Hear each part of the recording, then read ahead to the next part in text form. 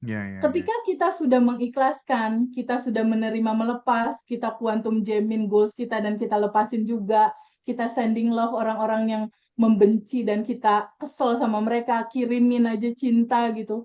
Bahwa dalam gambaran realita respon kita itu yang ada hanya kesadaran di mana-mana tuh ada pesan semesta.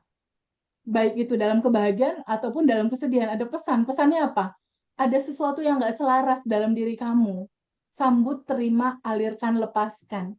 Kuncinya tuh di sadar menerima, Mas.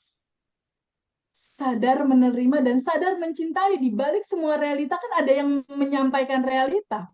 Ya, ya, ya, ya, ya. Ada Allah semesta dan apapun nama itu disebut di belakangnya. Kita lihat ada cinta di belakang sedih gitu. Ada cinta di belakang sakit. Kebayang nggak cerita sakitnya Mbak Anis ini mengantarkan kita jadi satu keluarga ya Mbak Anis. Hmm, hmm, hmm, hmm. Mengantarkan Mbak Anis ketemu kesadaran ini. Sakitnya Bu Nyoman jatuh perihnya dia mengantarkan ketemu sejatinya dia.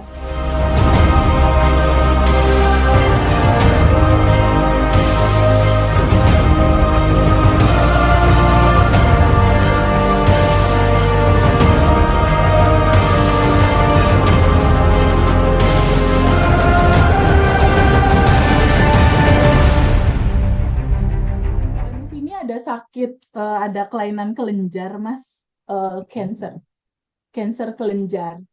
Nah, Hmm, pada saat itu ya tentunya siapapun yang sakit ada kekhawatiran gitu. Sampai pada akhirnya dia belajar dan ya, dia ya. praktekkan sadar nafas syukur.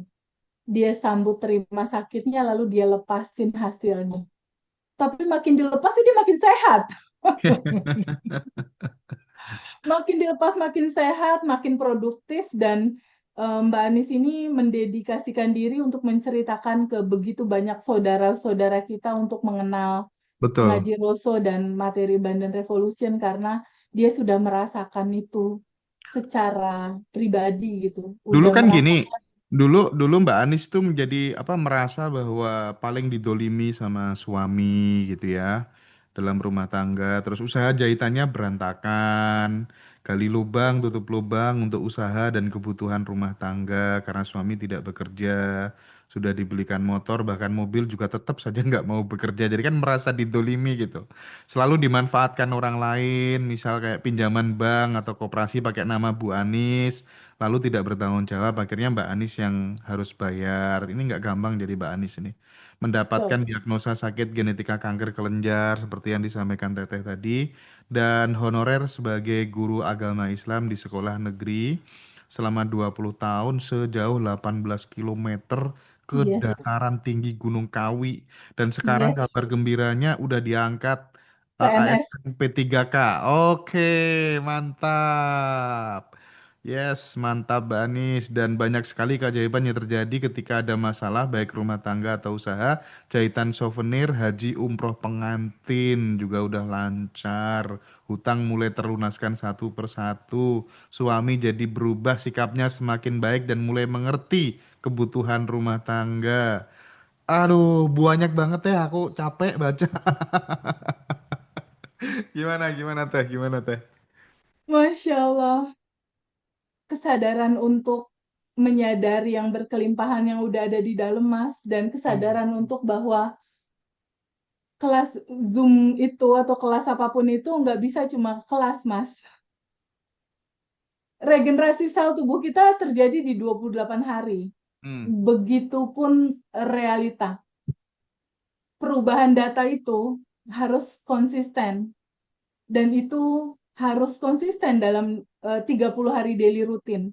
Tapi kalau cuma itu aja dan sendiri ngelakukannya, itu kan nggak seru juga gitu.